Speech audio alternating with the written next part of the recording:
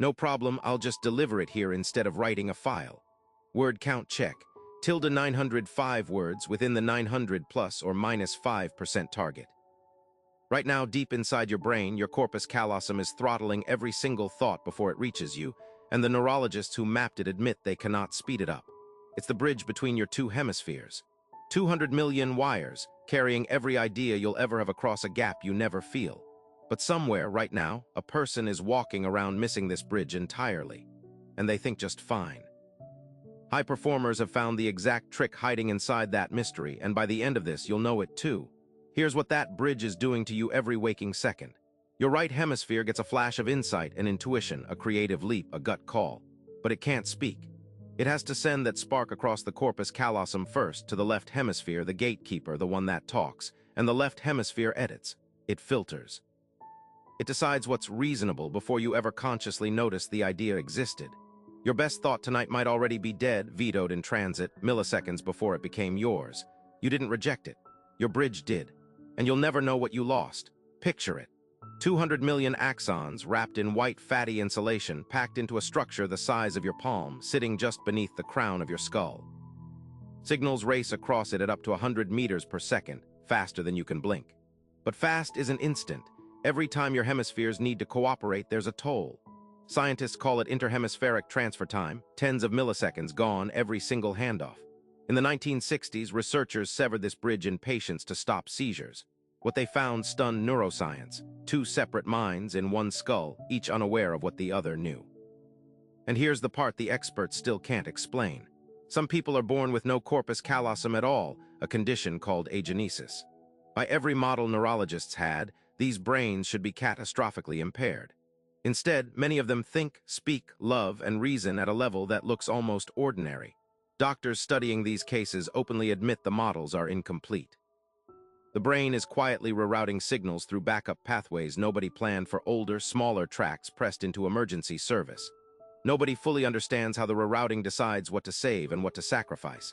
The gatekeeper can apparently be replaced, just not on command. Not yet. Not for you. Now here's where it gets uncomfortable. You've probably been told multitasking sharpens the brain, juggling two things trains both hemispheres to fire together. It does the opposite. Brain imaging studies show that splitting attention between two unrelated tasks doesn't integrate your hemispheres.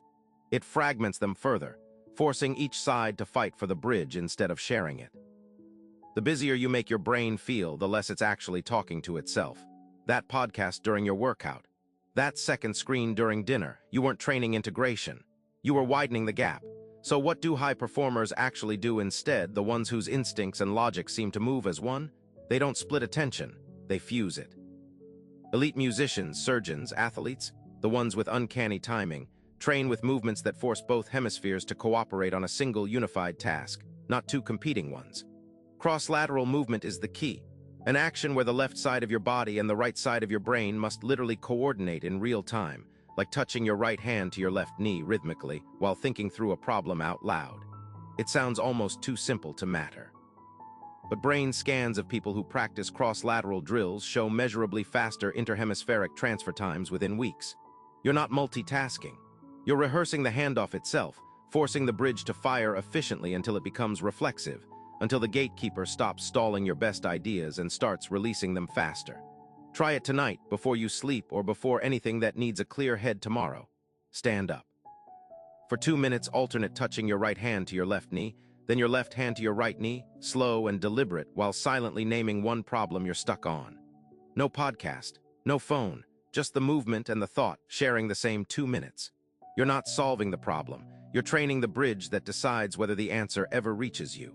But your corpus callosum isn't the only structure quietly editing your reality without permission.